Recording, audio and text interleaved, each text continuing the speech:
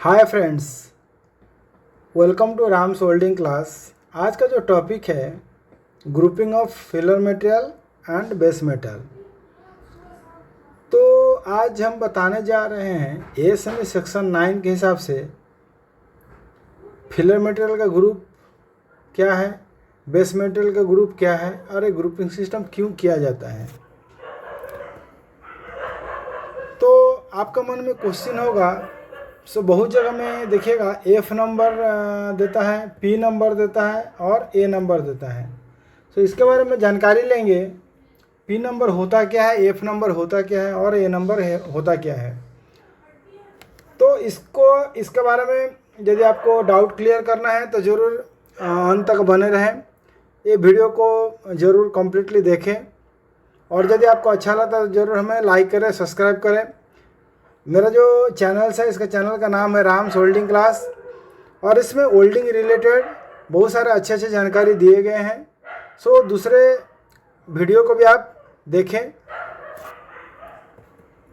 सो हम यदि आप grouping of material, grouping of filler material को समझने के लिए छोटा सा केस स्टडी समझते हैं।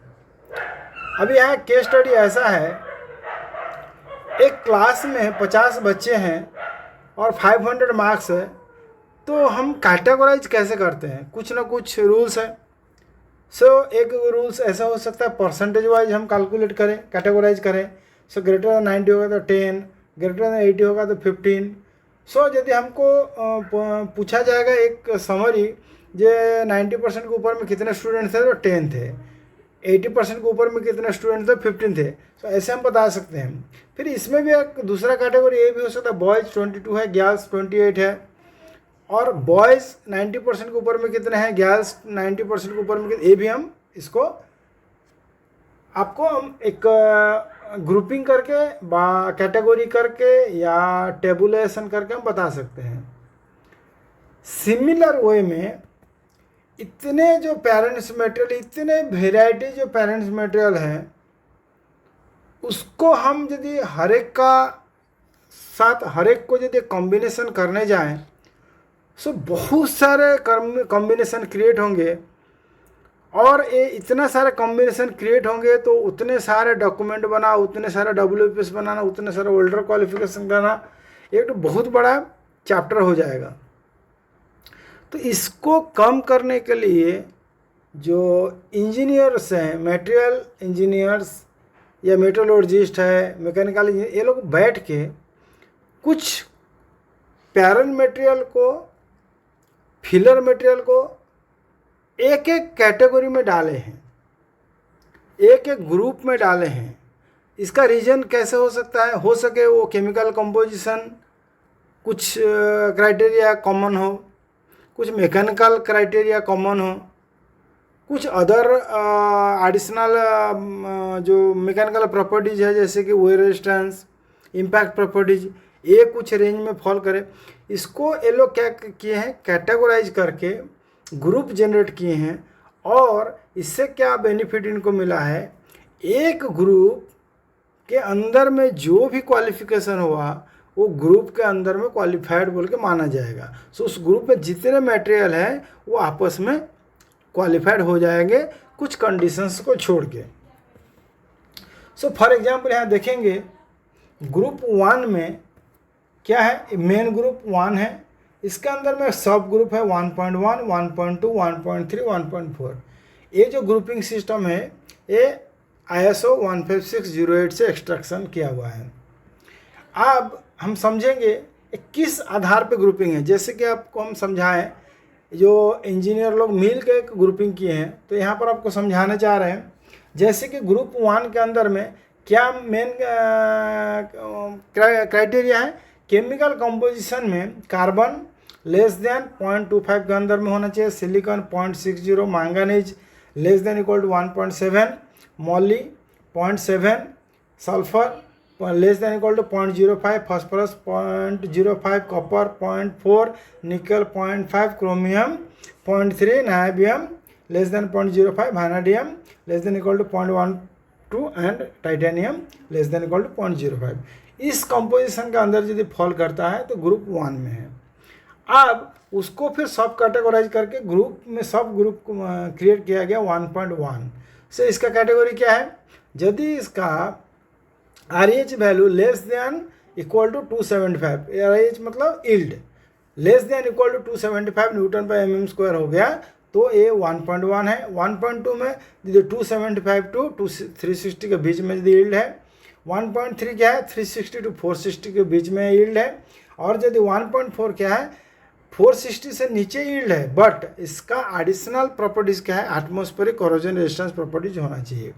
तो ये जो साइंटिस्ट हो या इंजीनियर लोग मिल के क्या किया, इसको ग्रुप किए। अब हम जब इस वन ग्रुप के साथ में हम वेल्डिंग करेंगे तो अंडरस्टूड है कि वन ग्रुप आपस में क्वालिफाइड है। इसके हम आगे जाके बताएंगे कैसे हम किस ग्रुप के साथ किस ग्रुप को वेल्डिंग करेंगे या कॉम्बिनेशन करेंगे तो कैसे क्वालिफिकेशन होगा, इसके बारे में भी हम आगे जाके इस वीडियो के लास्ट में जानकारी दे रहे हैं।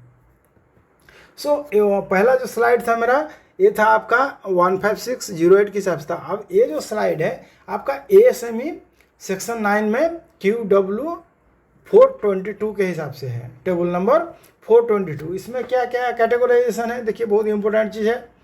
इसमें आपका है डेजिग्नेशन और टाइप ऑफ ग्रेड के हिसाब से कैटेगराइज किया गया है, P नंबर भी डाला गया है, ग्रुप नंबर भी डाला हुआ है, AWS का हिसाब से भी ग्रुपिंग नंबर किया हुआ है, 15608 जो अभी थोड़ा देर पहले समझा रहे थे उसके हिसाब से भी कैटेगराइज किया गया है।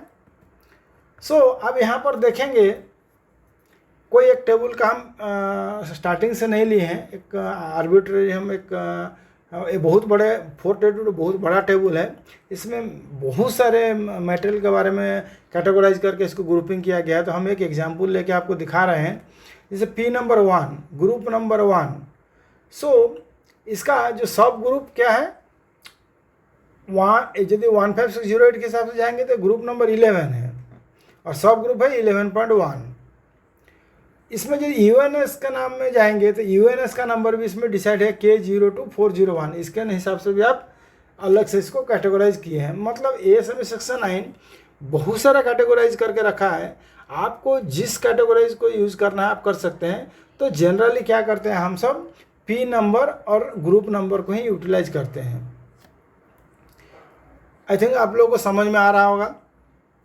सर यदि भी आपको कोई मटेरियल के बारे में जानकारी चाहिए तो आप टेबल नंबर 422 को आप फॉलो करें।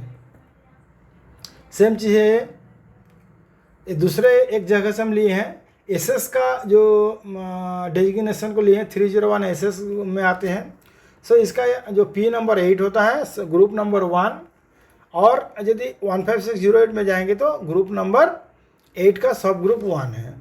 सो यहाँ पर भी आप देख सकते P नंबर 8 ISO में ग्रुप नंबर 8 होता है और ग्रुप नंबर 1 जो ISO का सब ग्रुप नंबर 1 होता है। लगभग इसमें सिमिलरिटी आप देख सकते हैं। AWS में भी आपका अलग अलग नंबर है 130 इसमें, जैसे कि आपका स्टेनलेस स्टील को 1301 को 130 में रखा गया है। सो ये लगभग जितना स्टेनलेस स्टील है सबको 130 में ही AWS के हिसाब से रखा गया है। तो अब AWS के हिसाब से यदि आप क्वालिफिकेशन करा रहे हैं तो आपको इस टेबल को आपको फॉलो करना है। सो यहाँ पर ASME बोल रहा है ये P नंबर को कैसे हम असाइन करेंगे। सो P नंबर असाइन करने का क्या तरीका है, have been assigned group number creating subset of P numbers that are used when WPS are required to be qualified by toughness testing by other section or codes। सो एक इस कैसे हम इसको कैटेगराइज किए हैं, composition, weldability, brazability and mechanical properties wise इसको हम सब क्या किया, हम सब नहीं किए हैं, जो साइंटिस्ट लोग इंजीनियर लोग जो वर्ल्ड वाइड बैठे हैं वो लोग इसको कैटेगराइज किए हैं। सो यहाँ पर हम देखेंगे किसके साथ कौन क्वालिफाई कर रहा है। जैसे स्टील और स्टील आला यदि बेस मटेरियल है तो वेल्डिंग में P number 1 2 through P number 15 तक है आपस में ये क्वालिफाई कर रहा है। ब्रेजिंग के लिए स्टार्ट हो रहा है P नंबर 101 से 103।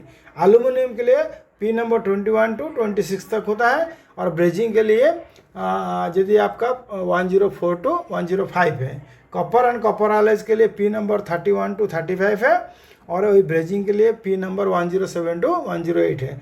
निकल के लिए P नंबर 41 टू 49 है। टाइटेनियम के लिए 51 to 53, जिरकोनियम के लिए 61 to 62 है। सिमिलरली हम देखेंगे अदर मटेरियल के लिए भी यहाँ पे आपको पी नंबर और ग्रुप नंबर के बारे में डिस्क्राइब किया गया है। अब एक यूएनएस नंबर आप देखें तो इसका जस्ट जानकारी दे देंगे। पी नंबर और जी नंबर के साथ इसका कोई रिलेशन है नहीं, बट आपको जानकारी के लिए दे दें यूएनएस नंबर होता क्या है। So UNS number is a number system for metal and alloys, a joining effort between ASTM and ASA to produce unique identifiers for material based on the chemical composition.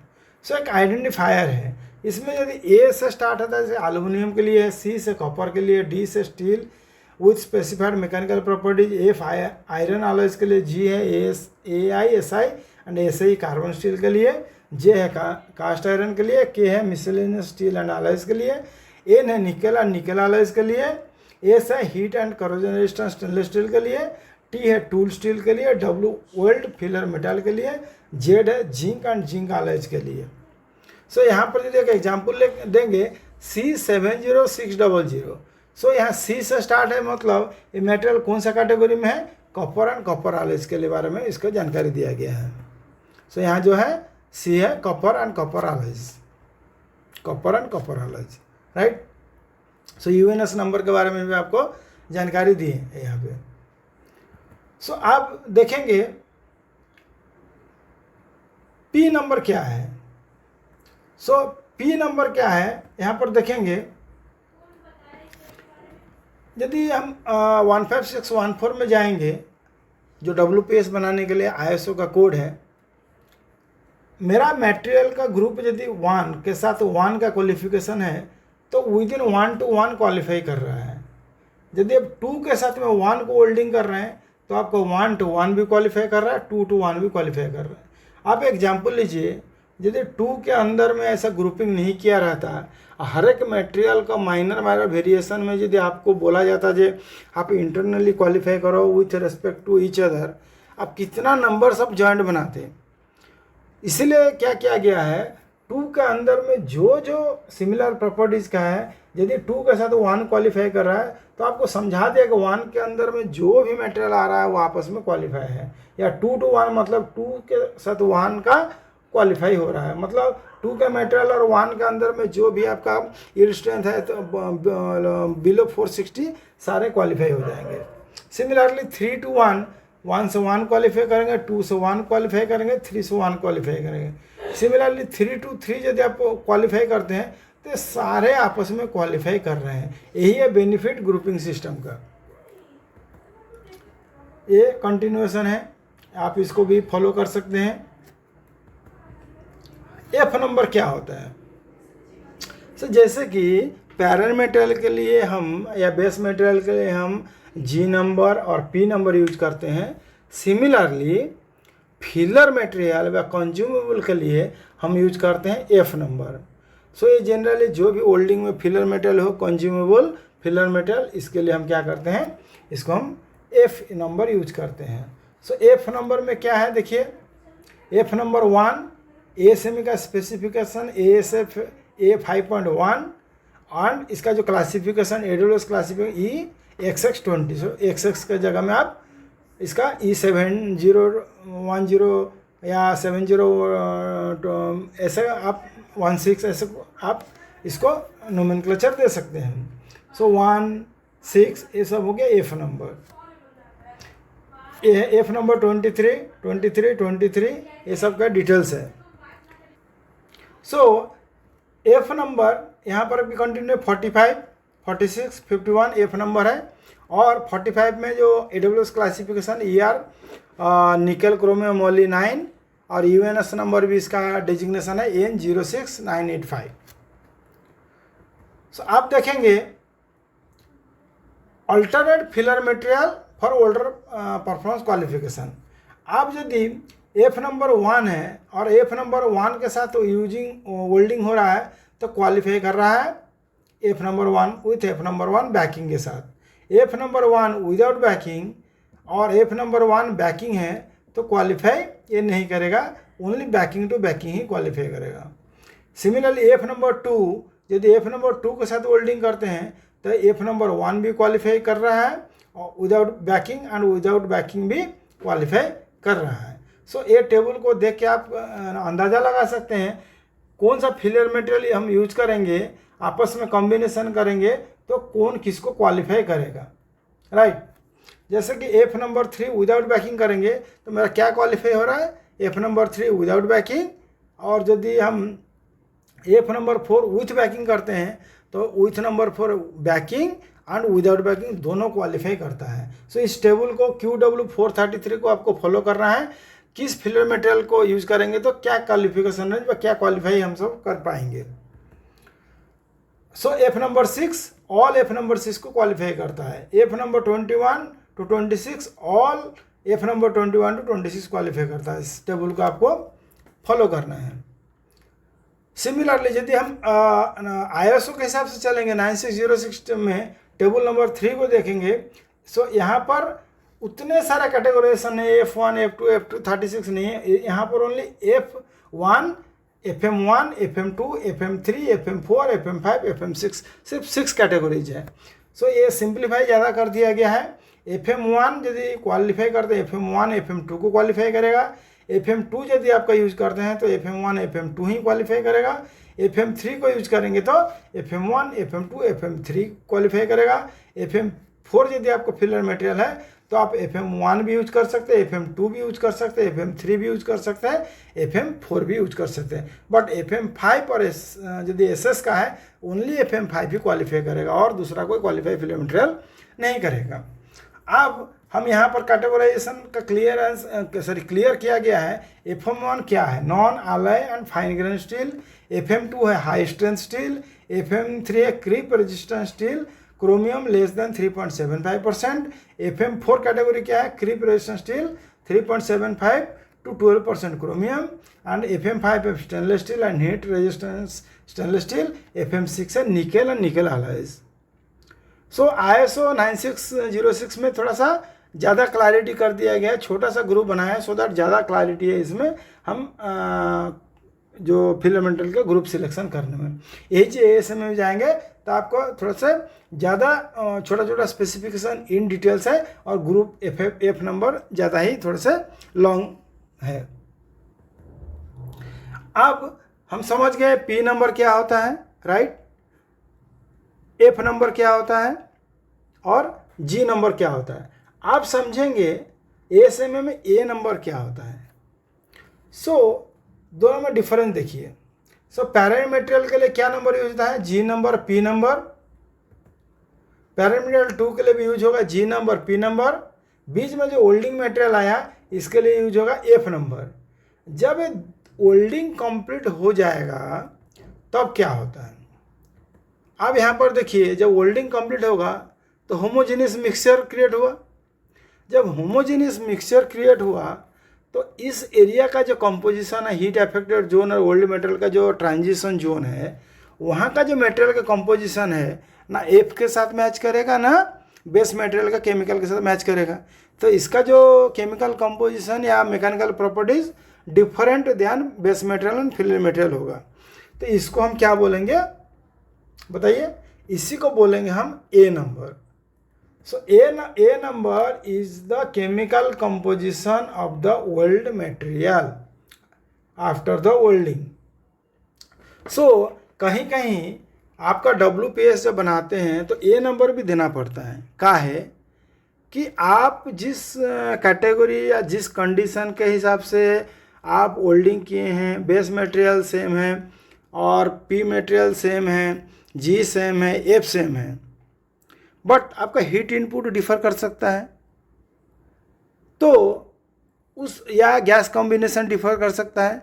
तो ये सब जो वेल्ड वेरिएशन या weld parameter का difference के लिए भी आपका केमिकल कंपोजिशन जो वेल्ड मटेरियल का चेंज हो सकता है। तो इसको यदि आप मेंशन कर देते हैं तो आपका और स्पेसिफिक WPS बन जाएगा, जिसमें आप बोल सकते हैं जो मेरा जो A नंबर है, कार्बन मेरा इतना होना चाहिए, chromium 0.2, Molly 0.3, nickel 0.5, manganese 1.6, silicon 1, ये माइल्ड स्टील का कैटेगरी में आएगा। कार्बन मॉली में ए कैटेगरी आएगा। सिमिलरली ये सब आपको ए नंबर 1 2 3 4 5 6 अप टू 12 तक आप कैटेगराइजेशन कर सकते हैं। तो आपका यदि ओल्ड मटेरियल का केमिकल कंपोजिशन आप सिलेक्ट करें किस रेंज में है, केमिकल कंपोजिशन का कार्बन, क्रोमियम, मॉली, निकल, मैंगनीज किस रेंज में है, उस हिसाब से आप ये इस टेबल को फॉलो करिए और आपका ए नंबर डिसाइड कर दीजिए। सो यदि आप कोई WPS बनाए हैं और आपका सेम पैरामीटर यूज कर रहे हैं बट अदर कंडीशन सेम नहीं है, तो ए नंबर आपका सेम आ रहा है कि नहीं, ये भी बहुत इंपॉर्टेंट है।